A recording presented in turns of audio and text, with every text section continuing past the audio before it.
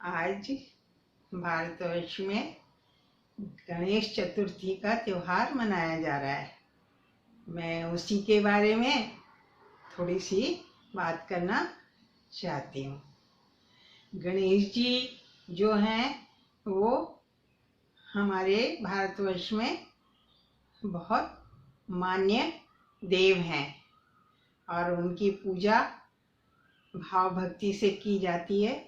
उनके जन्म के बारे में अलग अलग कथाएं और उनको कई नामों से भी पूजा जाता है।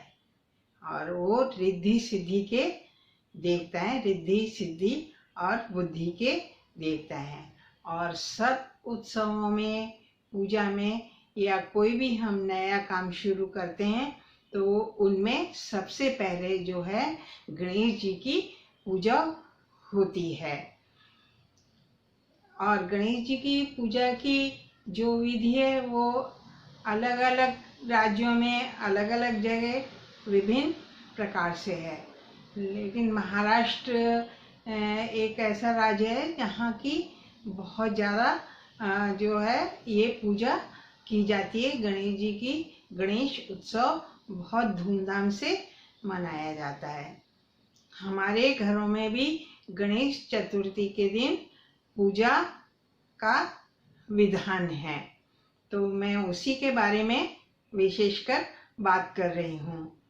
गणेश जी की जो गणेश चतुर्थी की जो पूजा है वो एक तरह से हमारे परिवारों में खास करके राजस्थान, उत्तर प्रदेश वगैरह में जैसे कन्याओं के लिए और स्त्रियों के लिए हरियाली तीज का त्योहार है, उसी तरह से लड़कों के लिए, जो छोटे लड़के होते हैं युवा होने से पहले, उनके लिए ये त्योहार एक तरह से महत्व रखता है। उस दिन उनके लिए लड़कों के लिए पूजा की जाती है, विशेष करके गणेश जी की। तो पूजा वाले दिन जो माता वगैरह होती हैं और घर की स्त्री होती हैं और जो बड़े लोग होते हैं वो सब लोग गणेश जी की पूजा करते हैं। उससे पहले लड़कों के लिए नए वस्त्र, जैसे हरियाली तीज पे लड़कियों के लिए और स्त्रियों के लिए सब चूड़ियाँ वगैरह और वस्त्र नए लिए जाते हैं, उसी तरह से लड़कों के लिए नए वस्त्र वगैरह बनवाए जाते हैं। और पूजा के दिन सब लोग स्नान वगैरह आदि करके और गणेश जी की मूर्ति रख करके या फोटो वगैरह जैसी सुविधा होती है वैसे पूजा करते हैं। और उनके प्रसाद में खास करके जो होता है, गेहूं होते हैं, वो भुने हुए गेहूं, उनको बोलते हैं धानी।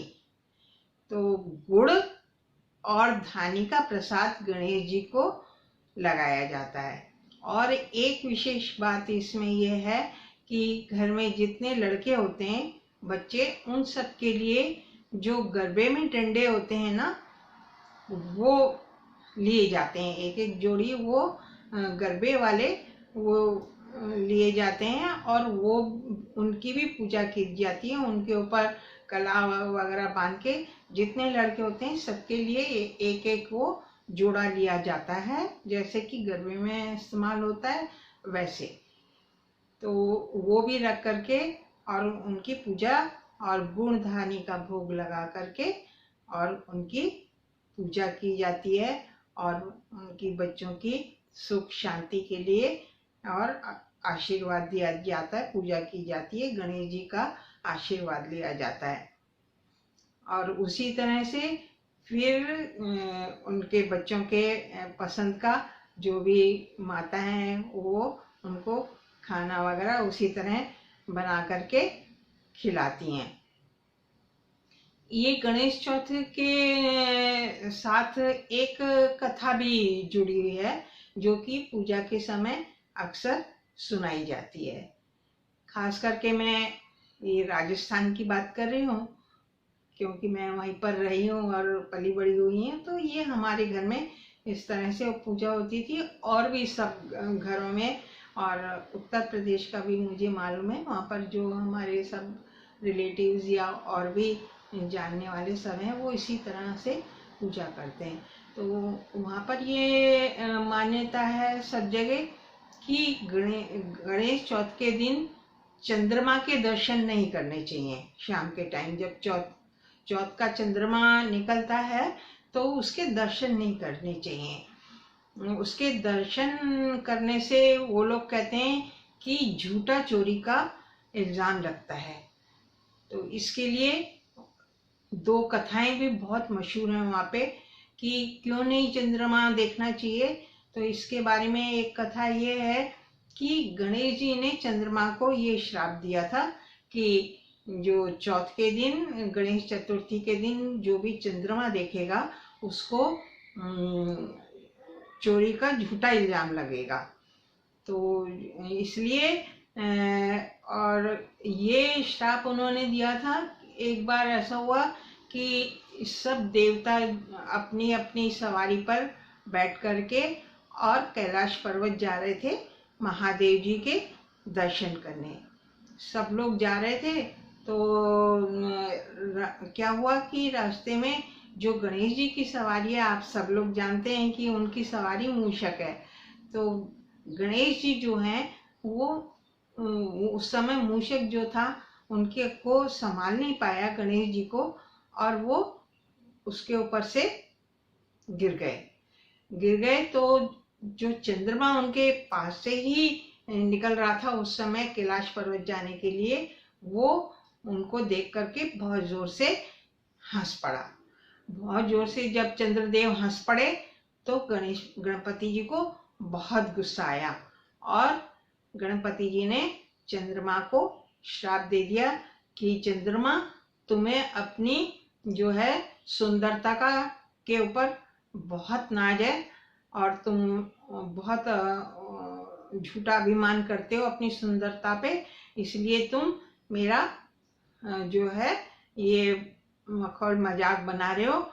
इसलिए मैं तुम्हें श्राप देता हूँ कि गणेश चतुर्थी के दिन कोई भी तुम्हारे को अगर देखेगा तो उसको झूठी चोरी का श्राप, इल्जाम उसके ऊपर लगेगा। तो इस वजह से कोई भी चौथ के दिन जो है चंद्रमा नहीं देखते हैं। और एक ऐसी मान्यता बना ली है वहाँ पर, तो मैंने देखा है कुछ प्रदेशों में ऐसा होता है कि अगर गलती से कोई चंद्रमा चौथ के दिन देख लेता है तो उन लोगों की ऐसी भावना है वो फिर छत के ऊपर जाकर के अपने पड़ोसी की छत के ऊपर वो पत्थर फेंकते हैं। तो ऐसी उनकी मान्यता है कि ऐसा करने से जो है वो इसका दोष दूर हो जाता है। लेकिन ये पता नहीं कैसे ये भावना हुई है, लेकिन मुझे तो लगता है ये एक गलत सी प्रथा है। लेकिन आजकल तो लोग बहुत समझदार हो गए हैं तो ऐसी बातों पर ज़्यादा वो विश्वास नहीं करते कि पत्थर फेंकने से दोष दूर हो जाएगा ये क्या। लेकिन ये हाँ, ये जो है ये जरूर चली आ रही है कि चौथ के दिन चंद्रमा नहीं देखना चाहिए। और दूसरा जो है गणेश जी को अपने भोग में तुलसी दल चढ़ाना पसंद नहीं है। जैसे हम लोग विष्णु भगवान की जब भी कथा वगैरह करते हैं और चरणामृत बनाते हैं तो उसके अंदर तुलसी का भोग लगाना जरूरी है।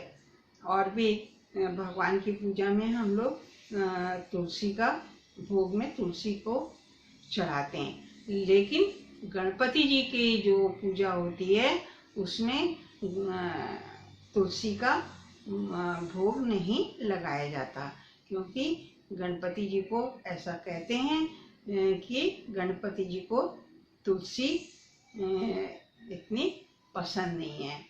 तो इसके साथ भी शायद एक छोटी सी ऐसी कथा जुड़ी हुई है कि एक बार गणेश जी अपना इस ध्यान में बैठे हुए थे, वो कर रहे थे, तो वहाँ से तुलसी जा रही थी।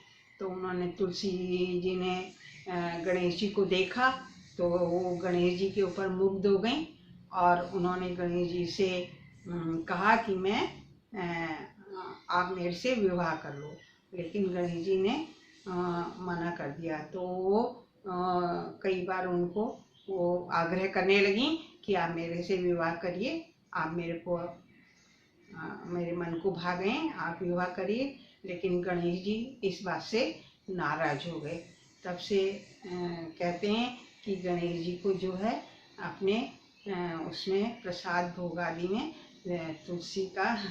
तुलसी ग्रहण करना उन्हें पसंद नहीं है।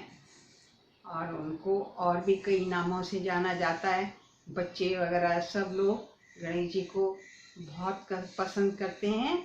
और सब लोगों का हमारा यही विश्वास है कि गणेश जी जो हैं विघ्न हरता है।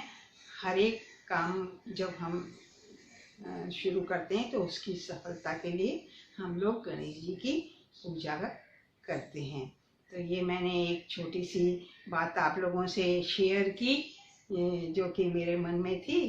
तो हो सकता है आप लोगों को इससे कुछ पुरानी जानकारी जो है वो पता चली हो।